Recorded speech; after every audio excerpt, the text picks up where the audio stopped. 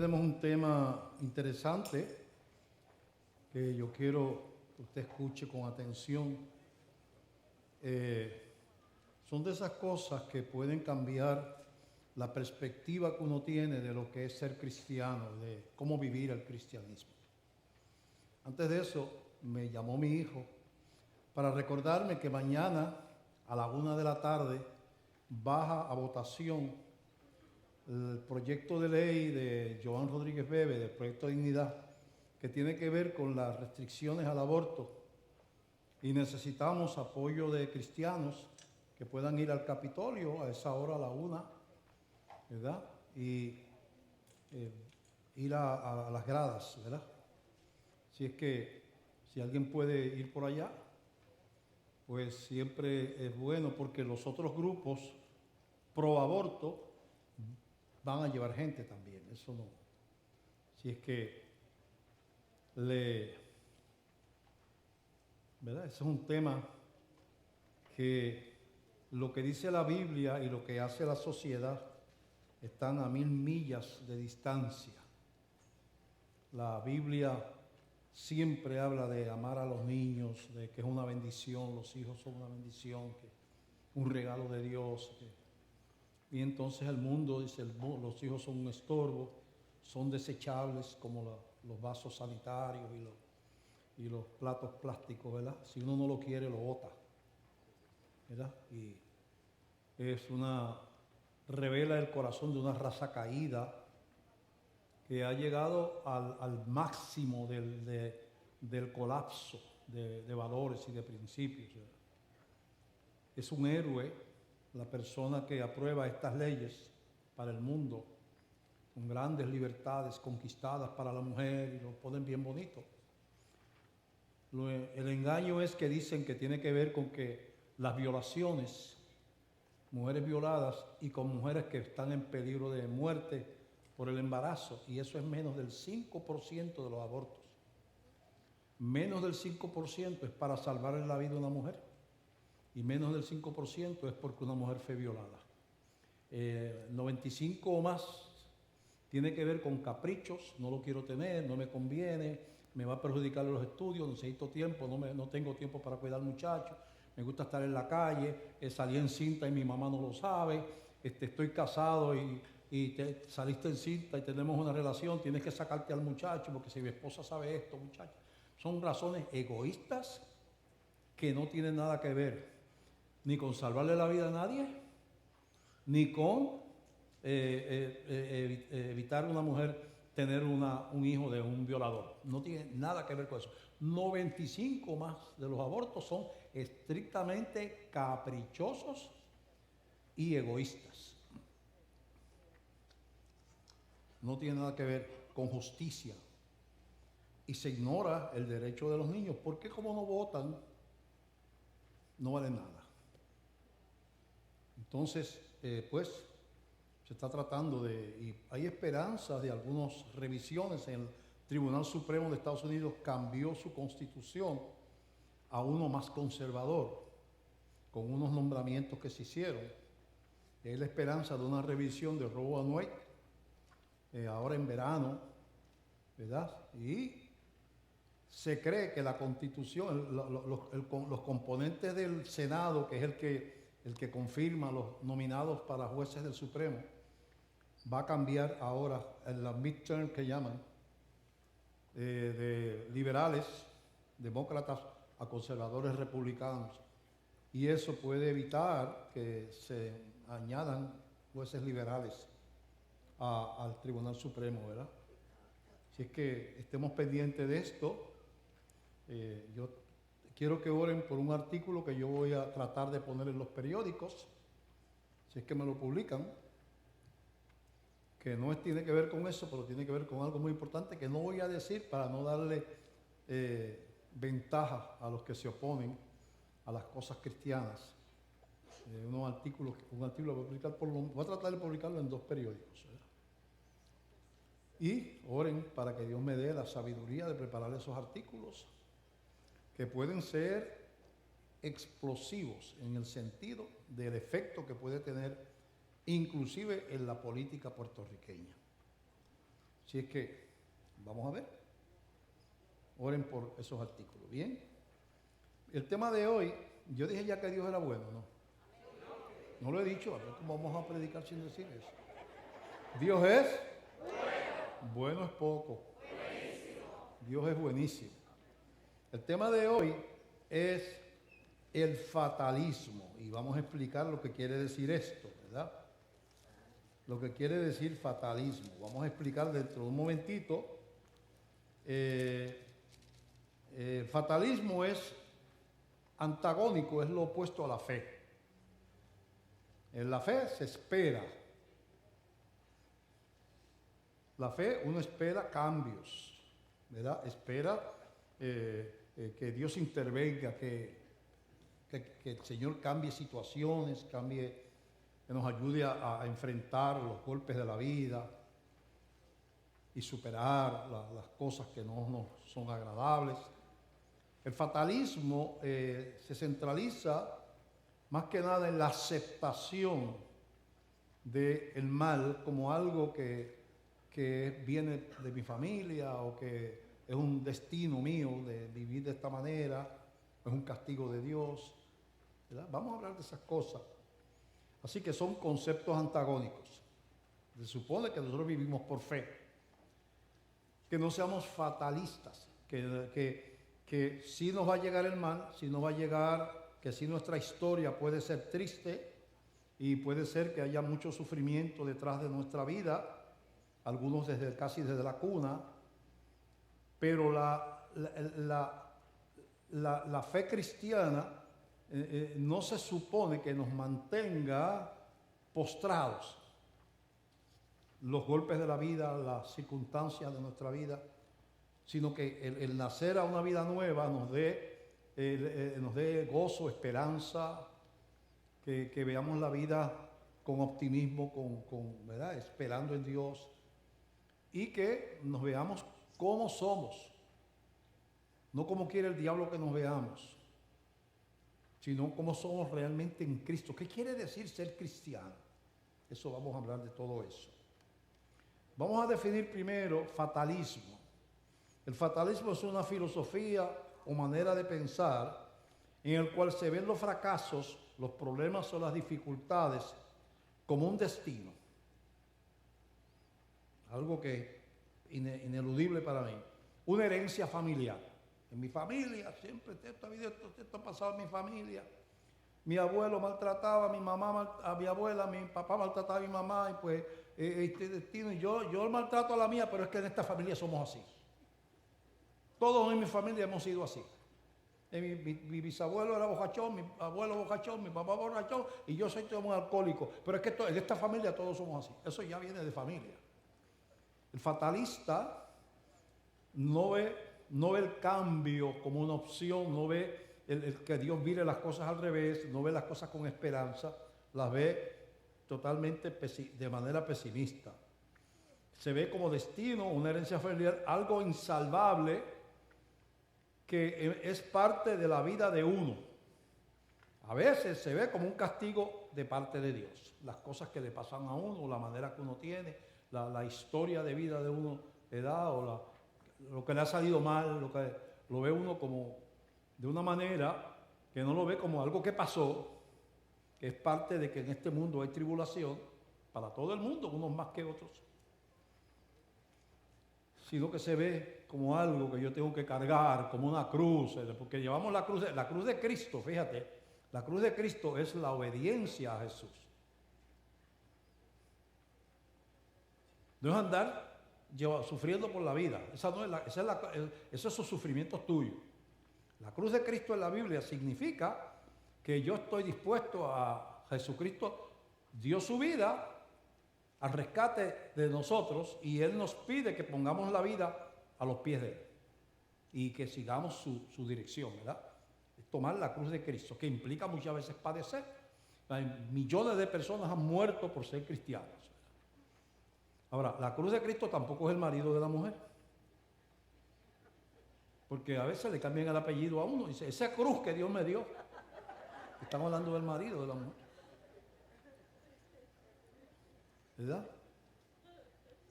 Así que es el fatalista. No está buscando salida, no confía en Dios para levantarse, no ve el gozo y la paz como algo que está disponible. Para él no, para el fatalista no. A mí lo que me toca siempre es la parte más mala de la vida. Por ahí en la calle dice, siempre me toca bailar con la más fea, ¿verdad? Siempre me salen mal las cosas y ves que esto es mi vida, esto es así. Para mí no hay salida, ¿eh? El fatalista no ve puertas. Está en un cuarto cerrado. El fatalismo no mueve a las personas a luchar, a esperar en Dios o a buscar ayuda. El fatalismo se resigna o se deprime, pero no tiene esperanza ni fe. Y aunque esto no lo crea, eso se da, ¿verdad?, en muchas áreas de la vida. En la medicina se da a las personas que tienen enfermedades imaginarias, ¿verdad? Hipocondríacos. Y ellos la sienten, y sienten los síntomas y todo. Esas enfermedades se curan con unas pastillitas amarillas que son de azúcar o de sal, que no tienen nada. Pero como es imaginario, pues la pastillita imaginaria también le cura porque el médico no le va a dar medicina a una persona que no tiene nada. Pero hay personas que se empeñan en que ellos sí están enfermos y obsesivamente, ¿verdad? Hay personas que piensan que a ellos le tiene que dar cáncer. Y sí, el cáncer tiene un factor hereditario. No hay duda de que es más frecuente en ciertas familias que en otras. Pero eso no quiere decir que a todos los miembros de una familia le da cáncer. Pero hay personas que viven toda la vida sin cáncer en el cuerpo, pero con el cáncer acá arriba en la cabeza. Y dice la Biblia, bástale a cada día su propio mal. Vive la vida gozoso, feliz, y si llega, se enfrenta. Pero no te amargues la vida, y si nunca te llega, no fuiste feliz por 70 años que viviste, ay, me va a dar cáncer, me va a dar cáncer. No te dio, pero estuviste con la tortura mental. El fatalista siempre ve el mal a la puerta. Él ve el mal siempre, por todos lados. No suele ser un adorador, porque adoración implica agradecimiento, contentamiento, asombro de la grandeza de Dios. Y el fatalista ve lo malo. Lo bueno, pues no lo ve. Es triste vivir en esa oscuridad, pero es más frecuente de lo que imaginábamos. El fatalismo tiene dos manifestaciones principales: el desaliento. La palabra aliento tiene que ver con respiración, ¿verdad? Y se usa el aliento de vida porque la gente normal que no son médicos, ¿verdad? Pues saben, ven una persona que está en el piso y se está muerto porque mira, no está respirando, no se le está moviendo el pecho, ¿verdad? Y no le está haciendo un examen ni le está poniendo a ver si está latiendo el corazón, pero mirándolo, ¿sabes? Si no está respirando, pues es que no está vivo. Así que desaliento implica un tipo de muerte. Es la muerte de la tristeza que viene al corazón. Una característica del fatalismo es el desaliento y el otro es la depresión. La depresión, que puede ser de muchas maneras, una tristeza patológica, es decir, una tristeza, haya razón para estar triste o no razón para estar triste, una tristeza inclusive sin razón, porque hay tristeza que es normal, nadie está contento porque perdió un ser querido, porque tiene una enfermedad, o porque lo despidieron del trabajo, lo que sea. O sea, la tristeza es parte de la vida, pero hay una tristeza que es patológica, que es cuando ya tú dejas de ser funcional, porque la tristeza se convierte en tu presente. Vives sumergido en la tristeza, una tristeza patológica. La pérdida de interés, la gente que tienen en la depresión pierde de interés a veces encerramiento, disminución de la vitalidad, cansancio exagerado y otras muchas maneras de mostrar la depresión. Hay gente que se pasa llorando y no sabe ni por qué están llorando. Hay muchas maneras, falta de deseo de vivir. Y el fatalismo, cuando tú caes en ese, ¿verdad? Cuando tú dejas de ver a Dios, que es lo contrario al fatalismo, dije que era la fe. Cuando tú dejas de ver a Dios, pues entonces, pues, ¿a dónde vas a buscar ayuda? Si la tortura es mental, es interior tuya, necesitas a alguien que pueda trabajar con tu interior. Dice en Hebreos capítulo 11, del verso 1 al 6, Hebreos 11 del 1 al 6, leemos, vamos a ponernos de pie para leer la escritura. Dice, es pues la fe, la certeza de lo que se espera, la convicción de lo que no se ve. Certeza de lo que se espera. O sea, yo tengo certeza en que yo tengo un lugar en la gloria, porque esa espera, Dios la promete para los hijos de Dios. Tengo una morada celestial, ahí no hay llanto, no hay dolor, no hay enfermedad, es para siempre, no hay demonios, no hay sufrimiento. O sea, yo tengo certeza de lo que yo espero. O sea, eso no es ir a la iglesia el domingo, eso es una eternidad con Dios. Y eso es lo que está prometido. Tengo convicción de lo que no se ve. Dios está conmigo, seguro porque yo soy cristiano. Yo le di mi corazón y la Biblia dice que Él habita en el creyente, ¿verdad? Que somos su morada, ¿verdad? Ok, certeza y convicción.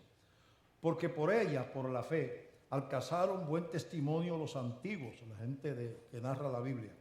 Por la fe entendemos haber sido constituido el universo por la palabra de Dios, de modo que lo que se ve fue hecho de lo que no se veía.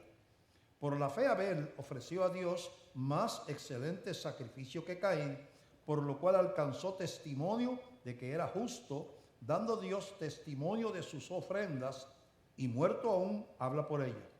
Por la fe Enoc fue traspuesto para no ver muerte, y no fue hallado porque lo traspuso Dios, y antes que fuese traspuesto tuvo testimonio de haber agradado a Dios.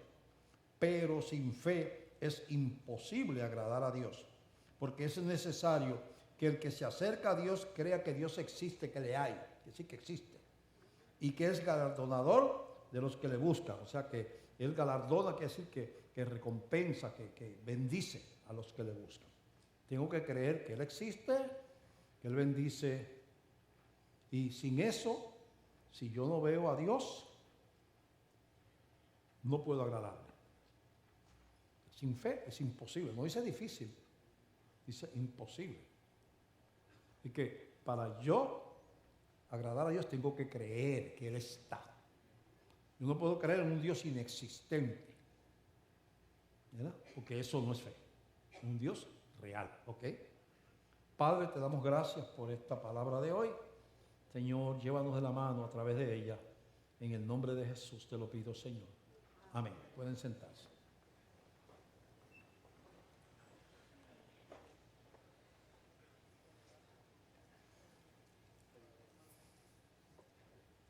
Entonces vamos a tomar algunos casos. Por ejemplo,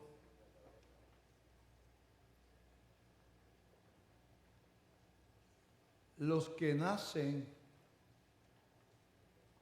en hogares no existentes, pues, no tienen un papá, una mamá, o el papá se fue, la mamá los abandonó, los entregaron a un familiar o lo que sea, ¿verdad? O los que están en hogares que son disfuncionales, donde hay maltrato, abuso, falta de amor, falta de atención.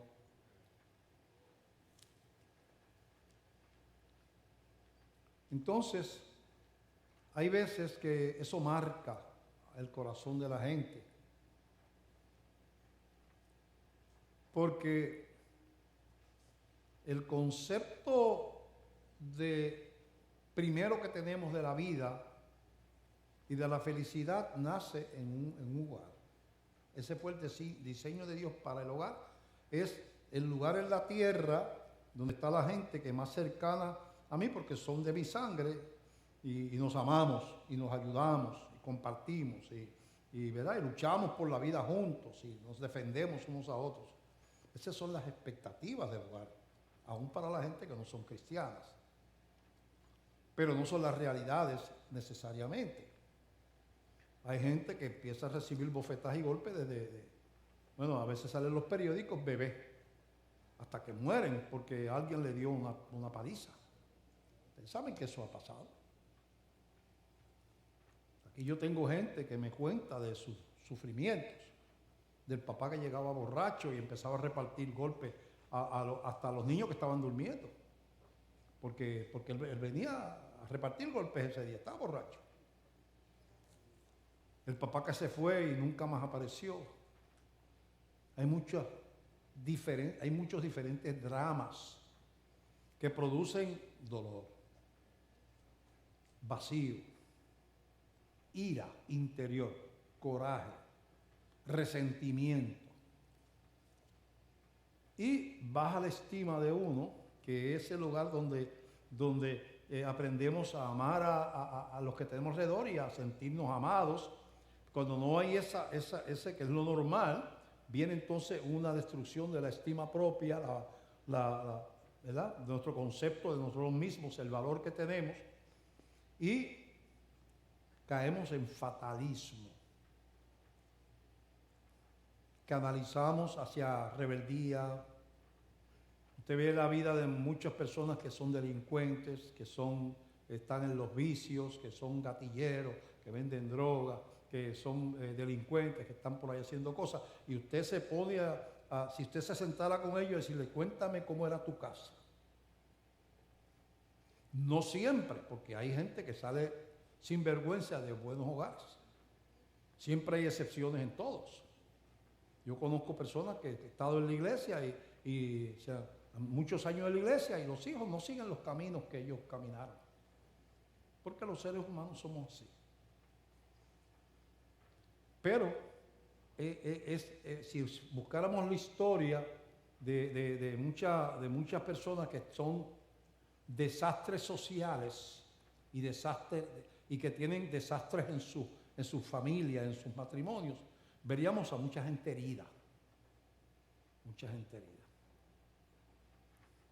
Pero la buena noticia es que esta iglesia está llena de gente que sufrió mucho, que fue maltratada, que los abandonaron, que inclusive después de adultos amaron a alguien, esa persona los abandonó, están solteros, a veces están divorciados, pasaron por tormentos de todas esas cosas y amaron al Señor, le entregaron su dolor al Señor, se incorporaron a la iglesia, se dieron cuenta que había un Dios vivo, que Dios les amaba y son personas tremendos cristianos.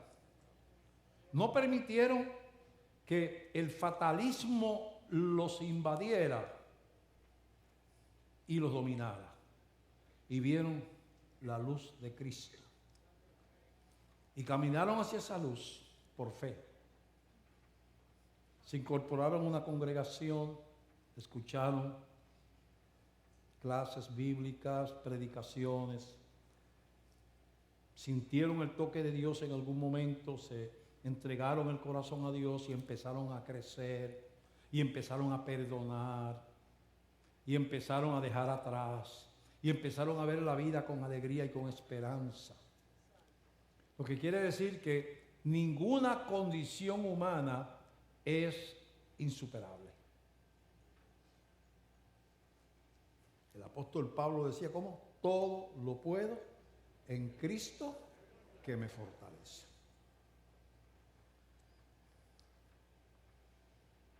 Muchos de los grandes predicadores han sido personas que han estado en la parte de abajo de la vida. El fundador de Teen Challenge, Nicky Cruz, Nicky Cruz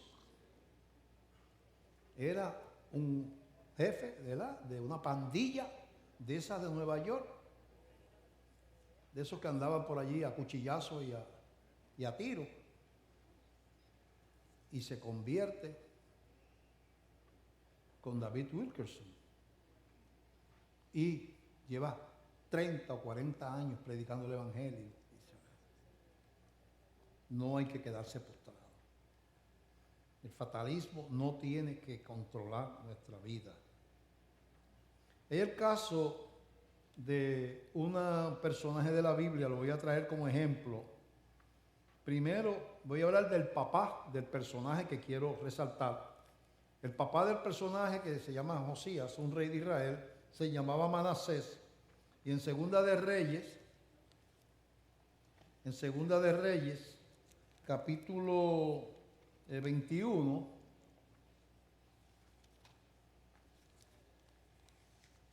del verso 1 al 7, habla de el tal Manasés. Manasés era hijo de un buen rey llamado Ezequías. Ezequías se enfermó, no quería morirse, le rogó a Dios que le alargara la vida y Dios le concedió 15 años más.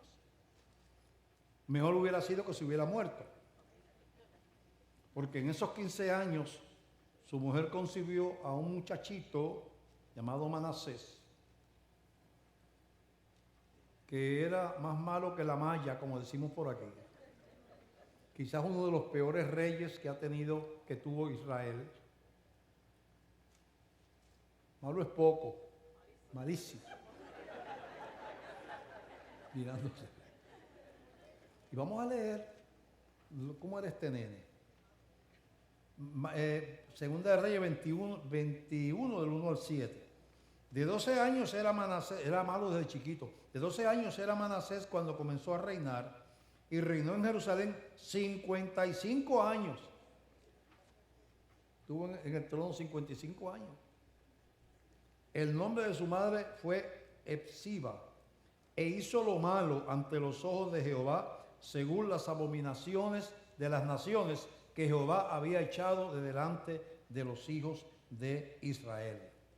Porque volvió a edificar los lugares altos que Ezequías su padre había derribado y levantó altares a Baal, el demonio ese de la gente de allí, de donde estaban los israelitas, e hizo una imagen de acera a un ídolo pagano, como había hecho Acab, rey de Israel, y adoró a todo el ejército de los cielos y rindió culto a aquellas cosas, le levantó culto a cuanto demonio había. Asimismo edificó altares en la casa de Jehová, de la cual Jehová había dicho, yo pondré mi nombre en Jerusalén. Y edificó altares para todo el ejército de los cielos en los dos atrios de la casa de Jehová. Estos son ídolos, altares de cuanto demonio había. Y pasó a su hijo por fuego. Y se dio a observar los tiempos y fue agorero. O sea que le gustaba la adivinación, que está prohibida en la Biblia, la hechicería. E instituyó encantadores y adivinos, multiplicando así el hacer lo malo ante los ojos de Jehová para provocarlo a ira. Y puso una imagen de acera que él había hecho en la casa, de la cual Jehová había dicho a David y a Salomón su hijo, yo pondré mi nombre siempre en esta casa, en Jerusalén, a la cual escogí de todas las naciones. Entonces vemos cómo ese es el Manasés. Ese es el Manasés. Entonces, si el fatalismo, seguimos la línea de pensamiento de fatalismo, de que las herencias familiares uno las tiene que seguir hacia adelante inevitablemente, porque mi papá era así, mi mamá era así, pues yo tengo que ser así también. Entonces debemos de esperar que el hijo de Manasés sea un bandidito, un bandido, un sinvergüenza, porque eso fue lo que vio. Pero yo me asombro cómo un niño más joven que Manasés comenzó a gobernar puede tener una sensibilidad tan grande hacia las cosas espirituales. Yo no sé quién era la mamá, o sea, no sé quién fue que le enseñó, si era que tenía una mamá tan consagrada, la esposa de Manasés, fuera una mujer tan consagrada que Manasés fuera un bandido y tuviera una esposa, o que tuvo a alguien al lado, un empleado del palacio, o alguien que fuera un buen servidor de Dios, alguien, o que sencillamente nació con un corazón tierno para las cosas espirituales. Pero miren el contraste de Josías con Manasés. Y leemos ahora en Segunda de Reyes 22, del 1 al 2. Y vamos a ver lo que dice aquí. Cuando Josías comenzó a reinar, era de 8 años y reinó en Jerusalén 31 años. El nombre de su madre fue Jedida, hija de Adaía de Boscat. E hizo lo recto ante los ojos de Jehová y anduvo en todo el camino de David su padre. No es que era hijo de David, era descendiente de David, ¿verdad? Era hijo de Manasés, sin apartarse a derecha ni a izquierda. Ese es lo que dice de Josías. En Segunda de Reyes 23 del 4 al 8 dice: entonces Josías mandó el rey al sumo sacerdote Hilcías y a los sacerdotes del segundo orden y a los guardianes de la puerta que sacasen del templo de Jehová todos los utensilios que habían sido hechos para Baal, para Acera y para todo el ejército de los cielos. Todo lo que había hecho el papá, él los desbarató, los mandó a sacar. Y los quemó fuera de Jerusalén en el campo de Cedrón e hizo llevar las cenizas de ellos a Betel. Y quitó a los sacerdotes idólatras que habían puesto los reyes de Judá para que quemasen incienso en los lugares altos, en las ciudades de Judá y en los alrededores de Jerusalén, y asimismo a los que quemaban incienso a Baal, al sol y a la luna y a los signos del zodíaco y a todo el ejército de los cielos. Hizo también sacar a la imagen de Acera fuera de la casa de Jehová, fuera de Jerusalén al valle de Cedrón, y la quemó en el valle del Cedrón y la convirtió en polvo, echó el polvo sobre los sepulcros de los hijos del pueblo. Además derribó los lugares de prostitución idolátrica que estaban en la casa de Jehová, en los cuales tejían las mujeres tiendas para cera. O sea, había prostitución. Manasés había hecho un prostíbulo dentro del templo. Y vino Josías y todo eso lo barrió.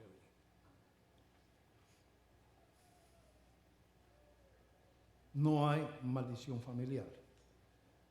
Cuando hay un corazón que ama a Dios, no hay herencia ni historia de vida que no pueda ser transformada para la gloria de Dios. No acepte que usted lleve un destino de maldad. Ponga todas sus debilidades a los pies de Cristo, sus sufrimientos. Entréguele a Él su debilidad y Él hará. Yo era alcohólico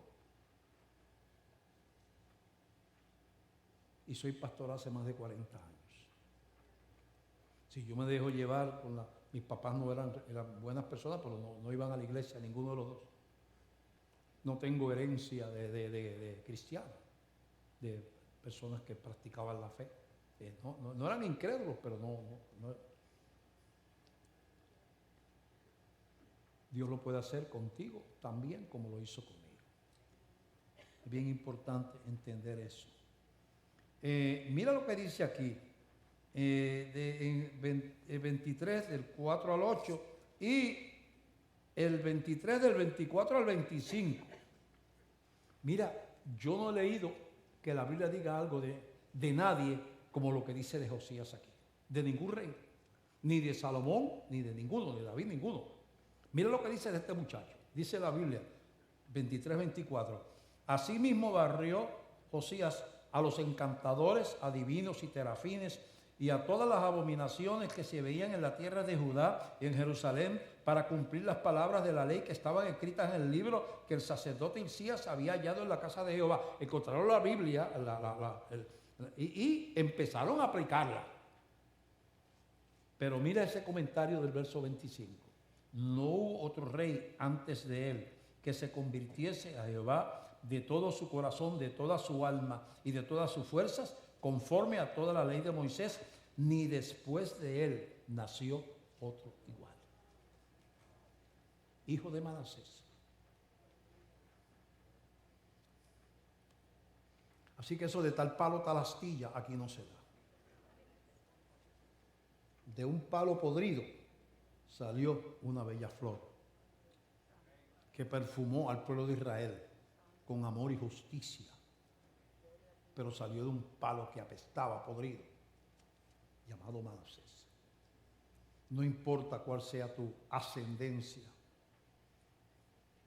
tu genealogía, no pienses que hay nada en ti que te impida ser un siervo o una sierva del Señor, que te impida levantarte, que te impida ponerte de pie y que te quite ese pesimismo interior de que a nosotros siempre en mi familia le ha perseguido esto y lo otro. Nada de eso. El que está en Cristo, nueva criatura es, dice la Biblia. Así que el fatalismo es destructivo, porque es antagónico a la fe, es lo contrario a la fe. La fe espera, el fatalismo se dio por vencido. Y es desastroso vivir de esa manera. Yo tengo el ejemplo en cuanto a las personas que su infancia no les perjuicio, ¿verdad? Voy a usar el ejemplo de mi mamá. Mi mamá nació en un barrio de Caguas llamado Bairoa Arriba. Está Bairoa Abajo, que es lo que está urbanizado. Cuando usted pasa por la autopista, ese barrio, antes de salir hacia San Juan, ahí ve un barrio a la izquierda. Todo eso es Bairoa Abajo, está urbanizado, pero Bairoa Arriba todavía está detrás de las montañas que usted ve. Detrás de Bairoa Abajo hay una montaña y al lado allá está Bairoa Arriba.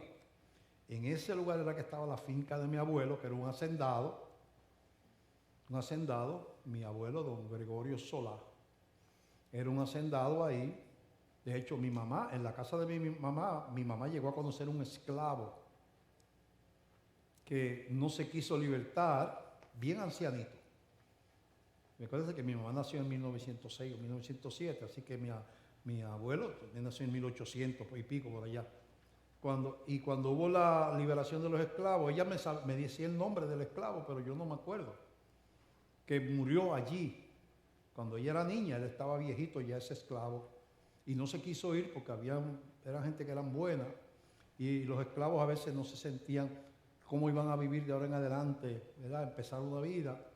Estaban acostumbrados a vivir con esa familia, pues se quedó a vivir allí, porque en Puerto Rico había esclavitud, y mi abuelo pues tenía, era un buen hombre, pero era parte de la práctica común. Pero mi abuelo muere, y mi mamá y sus hermanos, que eran muchos, eran pequeños. Todo aquello se vino abajo, la hacienda se perdió, se quedaron con ella, habían deudores, se quedaron con la hacienda y empiezan a repartir a los muchachos con parientes. Algunos los trataban bien, otros los trataban mal. Y allá en una campesinita de un barrio, que después yo fui a ver, nunca lo había visto y fui y lo conocí, donde estaba la finca de la casa de mi abuelo y todo eso. Y empieza a bajar a estudiar al pueblo. No sé cómo, porque no había manera de pagar transportación, sería caminando desde Bairoa Arriba, cruzando un montón de terreno, a menos que la mandaran a caballo, estudiar. Los grados primarios lo estudió cerca, pero después cuando tuvo escuela intermedia y superior tuvo que bajar al pueblo. Termina su escuela superior así, con todo ese esfuerzo, esa pobreza. Y entonces se tira a estudiar a la Universidad de Puerto Rico, educación normal que llamaban, que eran 2 años, para más bien enseñar en las zonas rurales. Yo no sé cómo ella llegaba de Caguas a Río Piedras. Se hospeda en un sitio que se llama el Seminario Evangélico que había allí. Allí se hospedaba. Allí pasa esos 2 años, termina, se casa con mi papá y vienen a Ponce a vivir, donde nacemos nosotros, y le asignan campos remotos por allá, la Carmelita, para allá, el pastillo de la Mocha por allá arriba. Tenía que ir a caballo, tenía que cruzar el río, a veces los jíbaros le ayudaban al hombro a cruzar el río. Y ella, todos los veranos, mi mamá, yo sabía que no iba a estar en casa, porque ella se iba a la IUPI a seguir estudios para su bachillerato. Eso, verano a verano, eso toma años. Verano tras verano, ella consigue su bachillerato. Manteniendo una familia, digo, como madre, mantenía a mi papá, y ella también, pero después que termina el bachillerato, con su familia ya maestra, ¿verdad?, con bachillerato, Entonces viene a enseñar al pueblo y todos los veranos mi mamá se iba para la universidad a estudiar la maestría. Verano tras verano, ella dejaba la casa con el apoyo de mi papá, se iba a estudiar a la Universidad de Nueva York, estaba ofreciendo maestría en la UPI, hizo su maestría en educación con la Universidad de Nueva York, estudiando era otra verano. Nunca desatendió a su familia, madre amorosa, tremenda maestra educadora. Llega el momento que ya, esto es el principal de escuela, superintendente auxiliar. Cuando está en eso, viene, se aparece por mi casa, no sé si fue Luis Muñoz Marín, Ramos Antonini, vinieron a reclutarla para ser candidata, porque la gente la quería tanto, por donde quiera que la conocían, como que pensaron que era la mejor candidata para representante de la Cámara por un distrito de Ponce, y vienen a mi casa específicamente a convencerla, ella no quería, pero mi papá le dijo que se fuera, que él la apoyaba. Y se postula y sale electa y tuvo varios términos como legisladora. Desde una jibarita de Bairoa arriba a una representante de la Cámara. El Instituto de Cultura de Ponce, el Centro Cultural, se llama Carmen Sola de Pereira, que es mi mamá. Una escuela en Jardines del Caribe se llama Carmen Sola de Pereira, que es mi mamá. Una calle en Estancias del Golf se llama Carmen Sola de Pereira, que es mi mamá. ¿Quién iba a pensar que una jibarita sin padre ni madre, porque la mamá había muerto hace tiempo, no iba a permitir que la Gran Depresión, todo eso pasó en la Gran Depresión, los años 20 y pico, estaba estudiando ella por allá, no iba a permitir acogerse pena en una esquina? Y siempre, no le servía al Señor, pero siempre estaba orando. Ella rezaba, ella no oraba, ella rezaba. Orar y rezar no es lo mismo. Las oraciones son espontáneas, los rezos son repetir oraciones, ¿verdad? Ya. Lo que yo quiero decir es que puede haberse mi mamá sentado a llorar su desgracia, o se pudo levantar. Así ahí tenemos a doña Elsie por ahí. Está ahí sentadita, tiene 96 años. En 3 o 4 años perdió a 2 hijos y al esposo. Cantazo fuerte, 2 hijos y al esposo. Uno detrás de otro. Pero siempre sonriendo. Yo no sé qué tiene ella, que tiene, yo se pone por aquí tape o algo, porque ella siempre está riéndose. Poco tiempo después de eso, se queda cuidando a cargo de unos perros de un hijo que se fue a viajar, y va a darle comida. Los perros eran pitbull, no me acuerdo si eran pitbull, o Akita, un perro de esos que son. Y ella estaba acostumbrada a ir con el hijo a darle comida a los perros, y cuando estaba el hijo no le hacía nada, y pensaron que no le iba a hacer nada porque la conocían. Cuando fue, los perros le caen encima, la derriban y empiezan a morderla, a matarla. Si ella no hubiera hecho lo que hizo, estuviera muerta. Pero vio un palo de escoba tirada en el piso, así fue, ¿verdad? Un palo, ella agarró el palo, y cuando agarró el palo, los perros la dejaron. Tuvo que ir al hospital, tiene no sé cuántos puntos le cogieron, pero siguió sonriendo. Hemos peleado con ella para que a veces no venga a la iglesia con el COVID. Doña Elsie, por la edad suya, sigue sonriendo con un andador. Tiene un respirador y sigue sonriendo. Anda con un respirador y con un andador. Pero nadie le quita el gozo. Ella nació en un hogar, su papá era pastor. Cuando tú naciste, él sí era pastor ya. O sea, tú naciste dentro de una iglesia prácticamente.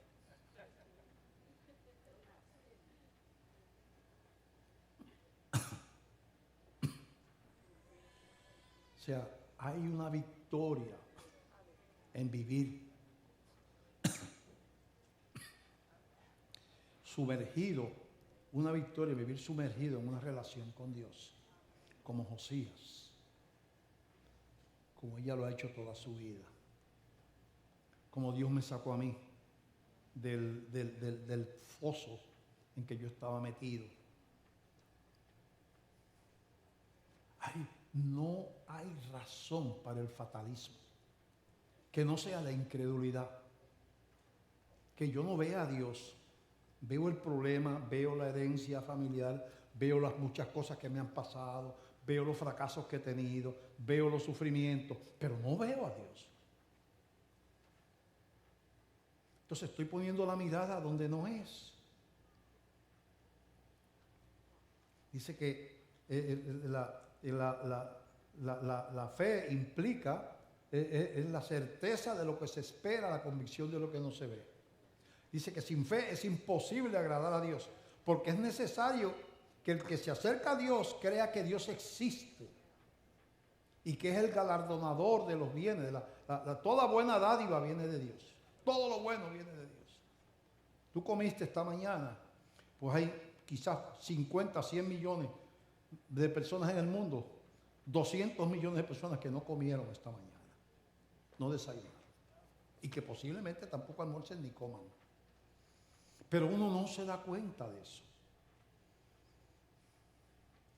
Hay que cambiar la queja por un cántico de adoración al Rey que vive. Hay que trasladar la mirada de mi autocompasión y mirar a aquel que está sentado en el trono.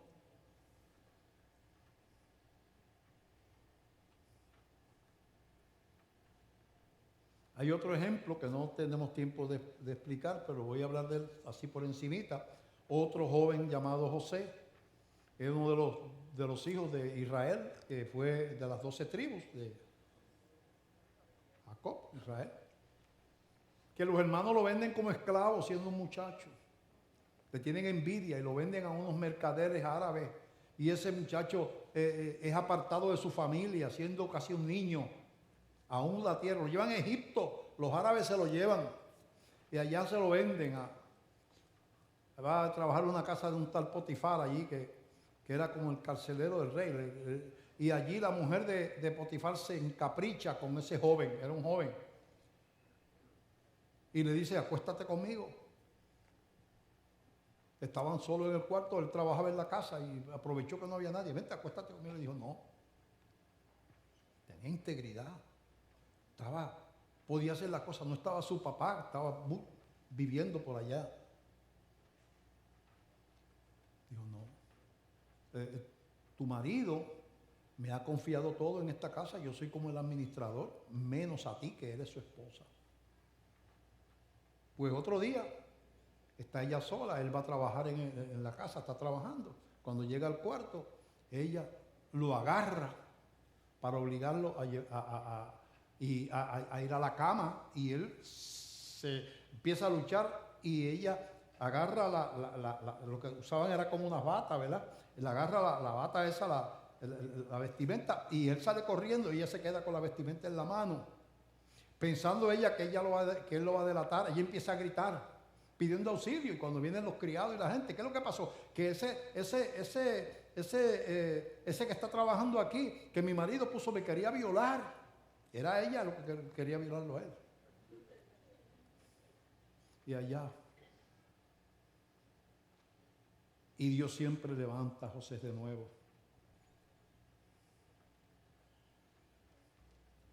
Y José halla favor porque tiene el don de interpretar los sueños. Llega hasta el palacio del rey y allá pues sigue Dios bendiciéndolo. Cuando con el tiempo hay una hambruna, no hay que comer en toda, excepto en Egipto, donde está mandando José, que es la mano derecha de Faraón.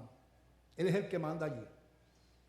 Y donde vivían los hermanos que lo habían vendido, y el papá, que creía que él estaba muerto, porque eso fue lo que le dijeron los hermanos, que un animal los había matado a él, no hay comida y los mandan a Egipto.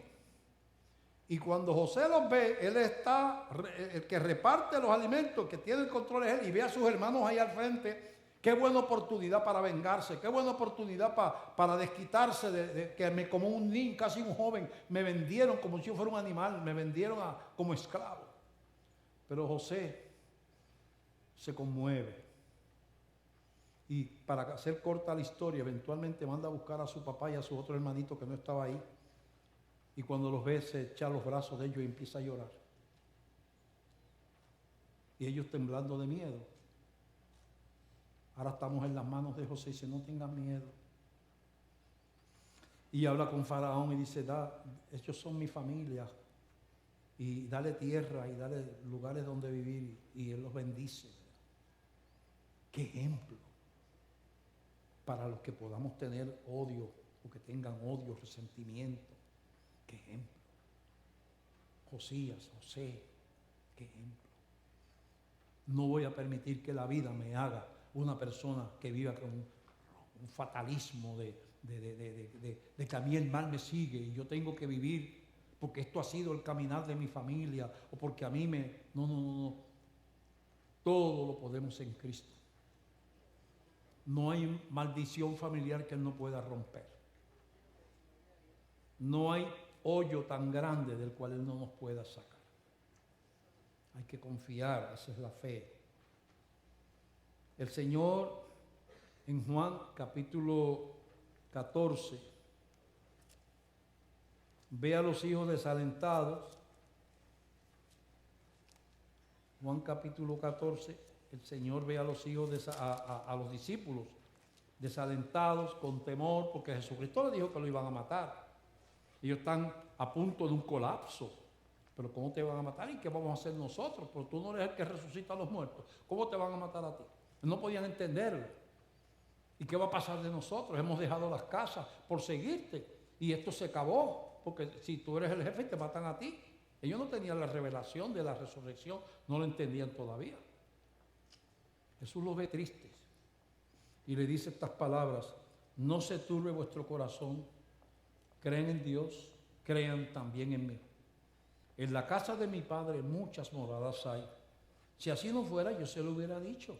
Voy pues a preparar lugar para vosotros. Y si me fuera y os preparara el lugar, vendré otra vez y los tomaré a mí mismo, para que donde yo estoy, vosotros también estéis. Yo tengo una morada para ustedes, mis hijos.